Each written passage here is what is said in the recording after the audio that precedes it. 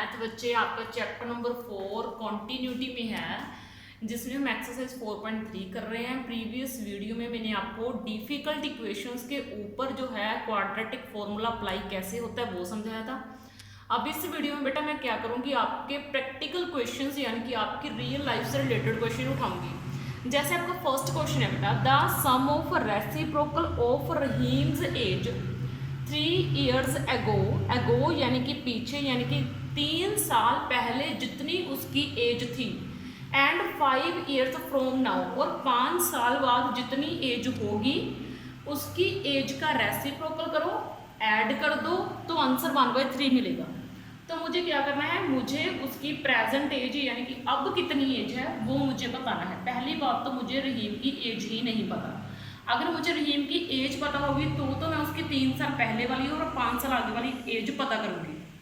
तो सबसे पहले मुझे क्या करना पड़ेगा, मुझे रहीम की एज को x मानना पड़ेगा। तो मैंने क्या करा, रहीम की एज को जो है मैंने x मान लिया। ठीक है, let the present age of Rahim be x years। अब क्वेश्चन क्या बोलता है, 3 years एगो यानी कि 3 साल पीछे चले जाओ उसकी एज के, यानी कि उसकी अब जितनी एज है, उसकी एज अब x है, उसकी एज में से 3 माइनस करोगे तो आप पीछे जाओगे, यानी कि आप 3 years पीछे चलेंगे। तो x माइनस 3 years उसकी एज हो गई 3 साल पहले। और आगे आपने क्या करना है, 5 years हैंस, हैंस का मीनिंग होता है आगे जाना। तो जब आप 5 साल आगे गए तो उसकी अब की एज में 5 ऐड हो जाएंगे। तो अब की एज उसकी x है तो उसमें 5 ऐड हो गए तो उसकी एज कितनी हो गई, x प्लस 5 years 5 साल के बाद। ध्यान से रखना, मैंने क्या बोला, ये एक स्टेटमेंट सम है। मुझे रहीम की एज नहीं पता, मैं रहीम की एज x मान रही हूँ। 3 साल पहले रहीम की एज x माइनस 3 होगी, उसकी अब की एज में से 3 माइनस करोगे, 5 साल बाद उसकी एज में 5 ऐड करोगे। ठीक है, और आगे देखो, अकॉर्डिंग टू स्टेटमेंट 5 साल बाद 5 नहीं ऐड करना, मतलब कि अब से 5 साल बाद, तो x प्लस 5 आगे है अकॉर्डिंग टू स्टेटमेंट। स्टेटमेंट ने क्या बोला, स्टेटमेंट ने बोला रेसिप्रोकल कर दो।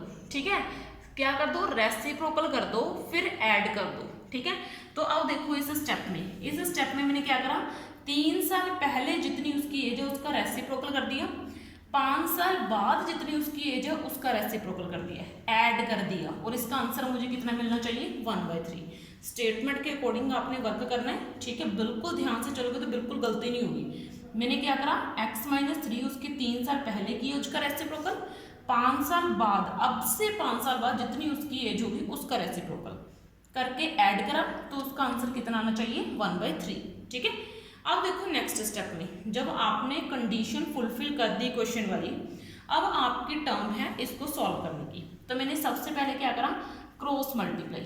ठीक है, x प्लस 5 को 1 से मल्टीप्लाई करा, x प्लस 5, 1 से x माइनस 3 को मल्टीप्लाई करा, x माइनस 3, और नीचे ये दोनों चीजें मल्टीप्लाई में, यानी कि हमने ले लिया इसका एलसीएम इज इक्वल टू 1/3। ठीक है, जब अब इस स्टेप पे पहुंच गई तो नेक्स्ट स्टेप में अब मुझे क्या करना है, नेक्स्ट स्टेप में x और x आपके कितने हो गए, 2x, 5 में से 3 के कितने हो गए, 2, क्योंकि 5 बड़े हैं, इसके आगे प्लस का साइन है तो प्लस के 2 हो जाएंगे। नीचे ये चीजें मैंने एज इट इज पड़ी रहने दी और इज इक्वल टू 1/3। ठीक है, आगे देखो बेटा नेक्स्ट स्टेप में, अब नेक्स्ट स्टेप में मैंने जो नीचे वाले फैक्टर हैं उसको मल्टीप्लाई करा। हर वीडियो में सिखाती हूँ आपको कि फैक्टर्स कैसे मल्टीप्लाई करते हैं। तो मैंने मल्टीप्लाई करा इज इक्वल टू 1/3। आगे है 2x plus 2 upon x square plus 5x minus 3x, कितने हो जाने हैं आपके, 2x minus 15 is equal to 1/3। ठीक है, अब नेक्स्ट स्टेप में मुझे क्या करना है, मुझे इक्वेशन को सॉल्व करना है। तो इक्वेशन को सॉल्व करने के लिए आप क्या करोगे, आप चीज़ों को क्रॉस मल्टीप्लाई करके इजी वे में कन्वर्ट करोगे। तो मैंने क्या करा, मैंने इस 3 को इस 2x प्लस 2 से मल्टीप्लाई करा, और 1 से x square plus 2x minus 15 को मल्टीप्लाई करा। 3 को 2 से मल्टीप्लाई करा, कितना आ गया, 6x, 3 को 2 से मल्टीप्लाई करा, सिंपल 6, और यहाँ पे x square plus 2x minus 15। आगे देखो, x square plus 2x minus 15, ये 6x प्लस 6 प्लस के हैं, इधर हो गए माइनस के हो जाएंगे, माइनस 6x माइनस 6। ये मैंने आपको सारा कुछ समझाया है कि इक्वेशन को सॉल्व कैसे करते हैं, इसलिए चीज़ों में कन्फ्यूज़न क्रिएट मत करना। एक्स स्क्वायर, यहाँ पे 2x क्या है, प्लस के 6x कौन से हैं माइनस के, तो 4x क्या हो जाएंगे माइनस के, माइनस प्लस तो क्या हो जाएंगे -21। और आगे आपने वही वाली गेम खेलनी है जो मैं आपको समझाती आ रही हूँ।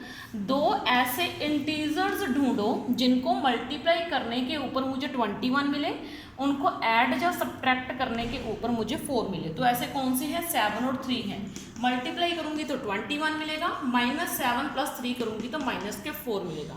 तो अब बारी है इनको सेट करने की। तो -7 + 3 मैंने बीच में इस टर्म को, मिड टर्म को ब्रेक कर दिया।